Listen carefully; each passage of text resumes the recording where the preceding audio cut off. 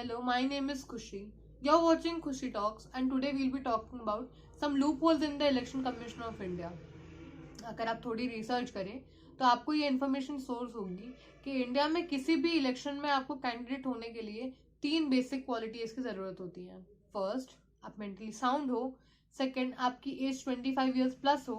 और थर्ड, आप इंडिया के सिटीजन हो. ये क्वालिटीज बहुत बेसिक है और इनमें एक नोट करने की बात ये है कि मिनिमम एजुकेशनल क्वालिफिकेशन स्पेसिफाइड है ही नहीं.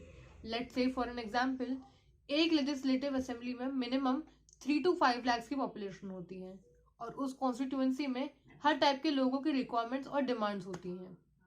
Children, women, old citizen, infrastructural development जैसी कई रिक्वायरमेंट्स होती हैं और डेली आने वाले इश्यूज अलग. इन सबको रिप्रेजेंट करने के लिए एक चेहरा चुना जाता है, एक चैनल चुना जाता है जो कि इस कॉन्स्टिट्यूएंसी को रिप्रेजेंट करता है लेजिस्लेटिव असेंबली में. एक और एग्जांपल हम देखते हैं रेलवे रिक्रूटमेंट्स का. रेलवे रिक्रूटमेंट्स में एक प्यून के लिए रिक्वायरमेंट होती है 10th पास और जिन लोगों की एजुकेशन उससे भी कम है वो लोग अनस्किल्ड वर्कर्स डिक्लेयर्ड है और उन्हें वॉशिंग और क्लीनिंग जैसी ड्यूटीज दी जाती हैं. इसमें गौर करने वाली बात यह है कि if a person is not eligible of being even a railway peon, then how can the person be eligible to represent lakhs of people. कैसे हम इतनी बड़ी अथॉरिटी ऐसे अनस्किल्ड पर्सन को दे सकते हैं. एक एमएलए या एमपी अपने 5 ईयर स्पैन में आईएएस रैंक ऑफिसर्स तक को ऑर्डर देता है. ऐसे में हम उन ऑफिसर्स के स्ट्रगल को भी क्वेश्चनिंग पोजीशन में रखते हैं. Me being in the first generation of the voters think that a qualification at least till the graduation should be required to be a candidate in the elections.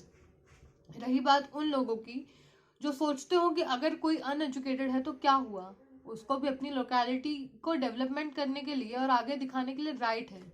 तो I agree, हर किसी को पूरा right है अपने आसपास के लोगों को अवेयर करवाने का, उन लोगों को गवर्नमेंट प्रोजेक्ट से जोड़ने का.